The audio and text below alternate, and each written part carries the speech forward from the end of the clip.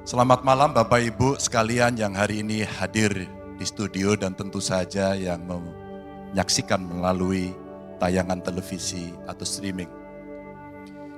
Kami membaca sekaligus mencatat persoalan luar negeri, pertahanan keamanan, dan tentu saja dari tiga ini kami akan menyampaikan poin per poin. Yang pertama terkait dengan politik luar negeri kita. Politik luar negeri kita adalah alat untuk negosiasi terhadap dunia luar, tapi kepentingan nasional harus nomor satu. Kenapa itu menjadi penting? Karena kita mesti betul-betul bisa melakukan redefinisi terhadap politik luar negeri yang bebas aktif, yang disesuaikan dengan kondisi kekinian. Ini penting karena apa? Karena kita perlu untuk memilih, memilah, dan memprioritaskan yang menjadi kekuatan, keinginan dari bangsa dan negara ini. Rakyat butuh bekerja, rakyat butuh lapangan kerja lebih banyak, investasi harus lebih banyak.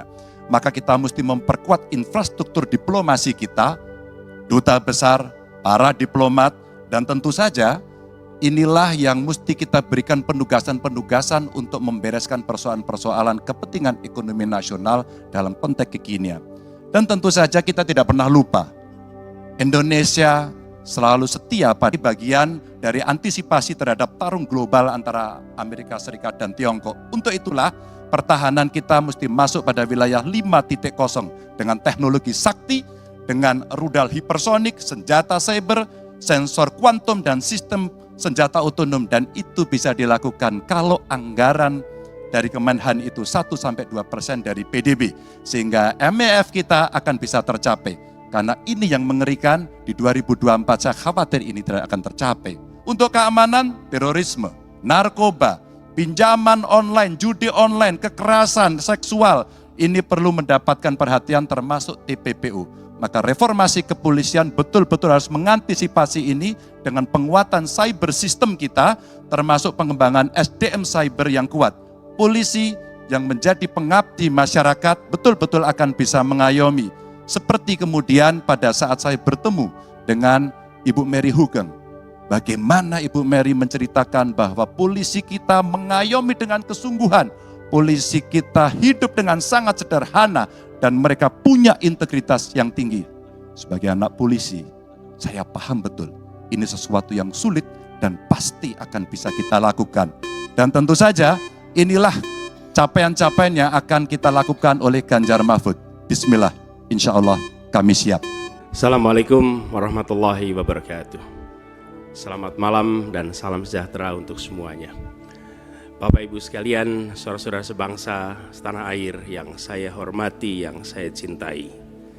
Ketika kepercayaan dari Ibu dan Bapak saudara sekalian diberikan kepada kami, maka kami insya Allah akan mengembalikan posisi Indonesia menjadi pelaku utama di dalam konstelasi global.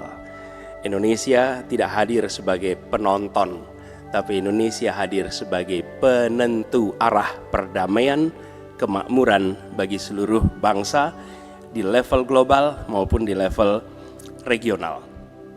Kami merencanakan bagaimana kekuatan Indonesia, kekuatan kebudayaan, kekuatan kesenian, kekuatan ekonomi ikut mewarnai kancah dunia. Kita ingin film kita, seniman kita, kuliner kita, diplomati kita, para diaspora kita menjadi fenomena dunia, hadir mewarnai kancah internasional. Kita menginginkan dengan cara seperti itu, maka apa yang kita kerjakan di level dunia membuat Indonesia bisa menjadi tuan rumah di negeri sendiri, sekaligus tamu mempesona di negeri orang. Dan Presiden menjadi Panglima Diplomasi Indonesia. Bukan hanya hadir dalam forum-forum, tapi hadir mewarnai, hadir serius memperjuangkan amanat, termasuk amanat terpenting, menghapuskan penjajahan di muka bumi. Bukan sekedar statement dalam upacara, tapi Presiden dan seluruh jajaran diplomasi bekerja keras untuk itu, khususnya untuk Palestina. Tapi dalam kenyataannya, kita bicara tentang pertahanan di sisi lain. Kita menghadapi tantangan yang tidak kecil. Dalam beberapa tahun terakhir ini, lebih dari 160.000 orang meninggal, bukan karena serangan militer, tapi karena serangan virus.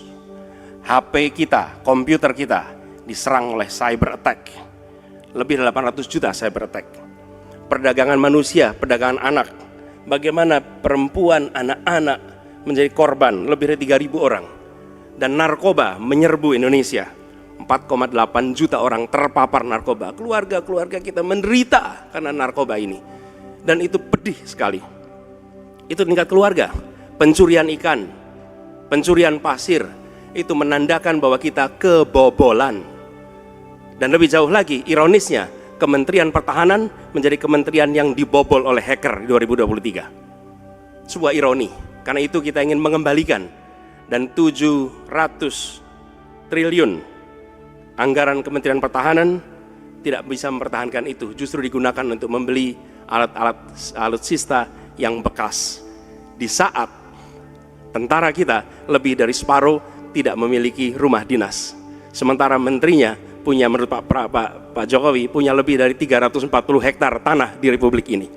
Ini harus diubah.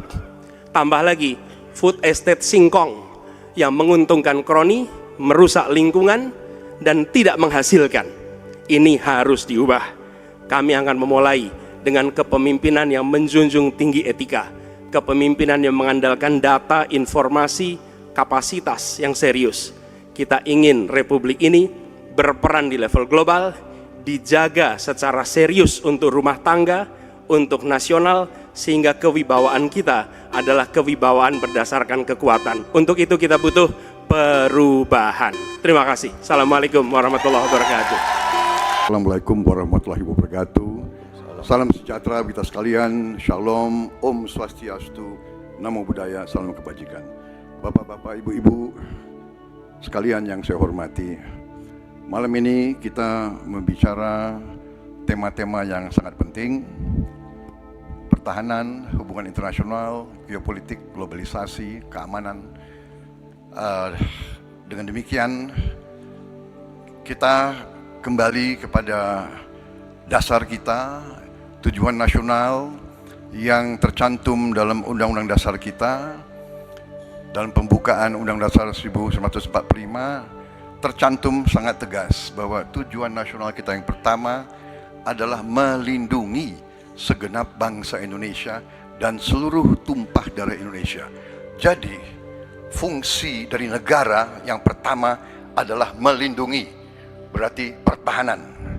Saudara-saudara, kita memahami negara kita sangat besar, sangat kaya, ratusan tahun negara-negara dari jauh datang ke Nusantara ini untuk intervensi, untuk mengganggu, untuk adu domba, dan untuk mencuri kekayaan kita.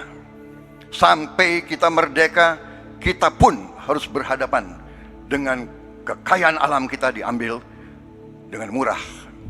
Karena itu, untuk kita menjadi negara makmur, untuk kita menjadi negara sejahtera, untuk rakyat kita hidup layak, punya pekerjaan layak, kita harus menjaga kekayaan kita. Kita harus menjaga, dan habis itu kita harus mengelola kekayaan kita. Saudara-saudara sekalian, politik luar negeri kita secara tradisi sejak awal kita merdeka adalah bebas aktif, adalah non-blok, tidak memihak, tidak ikut blok-blok, tidak ikut fakta. Ini akan saya teruskan. Dengan hubungan baik dengan semua kekuatan, kita bisa mengamankan kepentingan nasional kita. Saudara-saudara sekalian, 1000 kawan terlalu sedikit, 1 lawan terlalu banyak. Kita akan menjalankan politik tetangga baik. Saudara-saudara sekalian, kita bertekad harus punya pertahanan yang kuat. Mungkin ada yang asal bicara tanpa data, ya kan? Mungkin didorong oleh ambisi yang menggebu-gebu sehingga tidak objektif. Saudara-saudara sekalian, saya sebagai Menteri Pertahanan berpegang kepada doktrin, kepada strategi nasional, dan semuanya adalah atas dasar kepentingan bangsa dan rakyat Indonesia, dan saya mampu mempertanggungjawabkan Dan saya berkeyakinan hanya dengan pertahanan yang kuat kita akan dihormati, kita akan menjaga kepentingan nasional kita. Kalau kita buka buku ilmu pengetahuan yang paling dasar, kekuatan nasional harus ada kekuatan militer. Tanpa kekuatan militer, sejarah peradaban manusia mengajarkan bahwa bangsa itu akan dilindas seperti di Gaza sekarang ini.